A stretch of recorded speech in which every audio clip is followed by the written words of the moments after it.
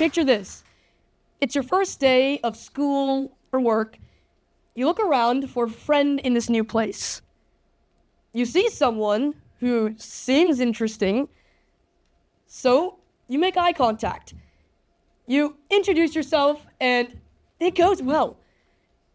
To get to know them better, you ask, "What are your hobbies?" Silence. They look unsure. You may see the panic in their eyes as they try to answer such a simple question while processing what having no hobby says about themselves. If that question makes you freeze, you're not alone. Many of us have forgotten what a hobby even is. Real hobbies are something you do because it feels good, even when no one is watching.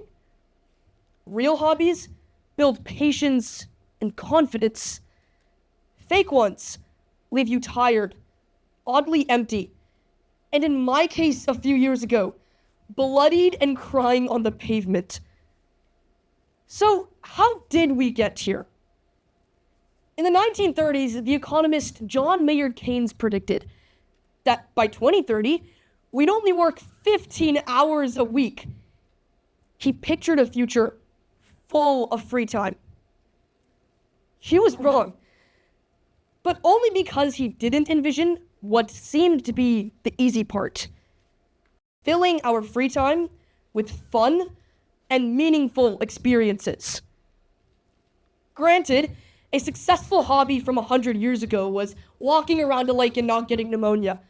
But still, take my dad as an example. He grew up in what should have been a less efficient world. No smartphones, no overnight deliveries of glow-in-the-dark toilet paper, no AI. Yet, when he tells me about his childhood, it seems like he had endless free time. He'd come home from school, finish his homework, and still have time to build model cars, dabble into woodworking, and play sports until the sun went down. He had hobbies. Lots of them. So what's the difference between his generation and ours? He'd probably answer something like grit and chest hair.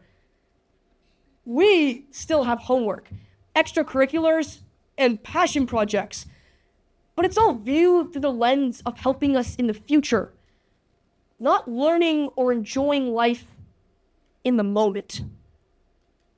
By the time we're finished with extracurriculars with strings attached or classwork, we're burnt out. So, we head to our screens. We head to social media, watch gamers on YouTube, and binge Love Island. We'd rather do one more thing. But also, throughout this speech, I've seen everyone on their phones. Please, put them away. We don't need instant gratification. Take them off and put them on airplane mode. Once you step into that world of curated content, it's hard to stop. You see people who are amazing at what they do. Their hobbies look exciting and perfect. So we sink into their success, instead of trying it ourselves. Watching someone else play a game can feel like a hobby. I believe it is the perfect example of the death of the hobby. When I was 11, I was obsessed with Minecraft. I loved the freedom to build and survive in a world with endless possibilities. Yes, it was a video game on a screen, so in the world of judging hobbies, maybe I get a 3 out of 10. But it involves creativity and design, so I'll bump it up to a 5. It's my speech, so I can do that. My problem started when I found Minecraft creators, an online world of experts that felt like friends. They told stories, they joked, they gave tips. And here's the switch. When you feel close to someone online, it's easy to stop exploring your creativity and start copying theirs. We see people who look like they've cracked the code, but hobbies aren't codes. They're for creativity discovery, and the freedom to make dumb mistakes. I once told a YouTuber, "See you tomorrow," like we had plans. We didn't. He had a posting schedule, I had homework. Another time, I fell for something I've heard called the gear trap. I begged my parents for a trick scooter after watching pros land flips online. I'd never ridden one before. $300 later, I tried my first trick, slammed my ankle, sat on the pavement, and cried. This was 4 years ago, and I look like this now. So imagine a frustrated and wounded toddler. It was a sad scene. Failing felt public, even though no one was there. Online hobbies are sold as shortcuts to identity and success. Book Talk is a perfect example. During the pandemic, videos of people showing off their aesthetic reading habits flooded our screens, promising that we too could become readers if we just bought the right books. And people did. Book sales skyrocketed. Yet, a study reveals something strange.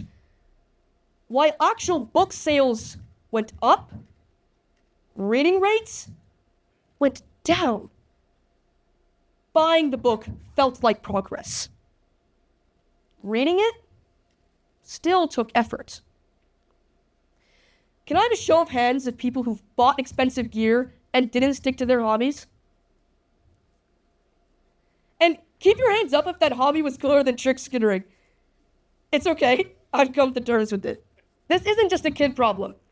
It affects adults too, just in a different way. While kids get sold the fantasy of perfect hobbies, adults get sold in fantasy of profitable ones. Last week, I saw a guy teaching how to get a side hustle. His side hustle was teaching people how to get a side hustle. The moment money enters the picture, the definition of a hobby shifts. Instead of an outlet for joy, rest, or creativity, it becomes another obligation, another performance. If we chase an audience too early, pressure shows up before love does. Pressure kills hobbies fast. Ask any 5-year-old playing catch with a dad yelling at them to optimize their eye-tracking technique.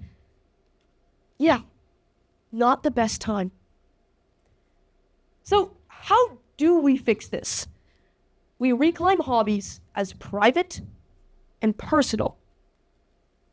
Step 1, step away from the audience. The moment your guitar practice, your journaling, or your baking turns into content, you're no longer doing it for yourself. Try making your hobby a secret. If you can sustain your interest internally, you know it's genuine passion, not just borrowed excitement. Step 2, lower the barrier to entry. People often say they can't afford hobbies. Most hobbies are free. A library card, a phone camera, a 9-story building. Okay, that was a parkour joke. Nobody here try out parkour in a 9-story building. Instead, try out the 20-session rule. Do something 20 times with what you have. Upgrade one item if you're still interested. Step 3, treat hobbies as sacred. Not extra time fillers, but places to recharge. We don't need a productivity score for everything we do. We need one corner of our life that isn't measured or judged. Hobbies are only powerful when they're ours alone. Here's why I'm here today. I used to chase trophies in speech and debate. Speaking began to feel like another resume box. But then, I tried something different. I started speaking about stories I actually cared about, even if they weren't perfect.